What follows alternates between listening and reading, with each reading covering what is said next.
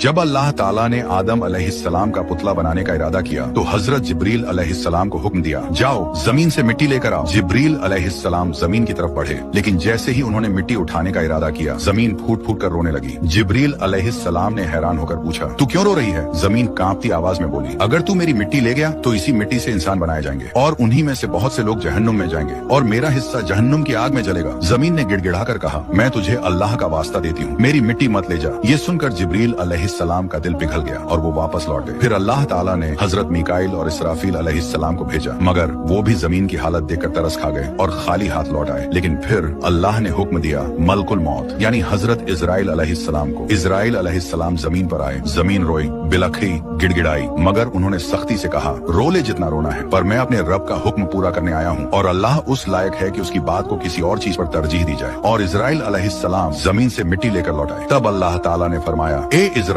जिस तरह आज तुझे जमीन के रोने पर रहम नहीं आया और तू मेरा हुक्म पूरा करके मिट्टी लेकर आ गया, उसी तरह जब इंसान की मौत का वक्त आएगा, जब मेरी मखलूकों को दोबारा मिट्टी में मिलाने का वक्त आएगा, तब उनकी रूह भी तू ही कब्ज करेगा।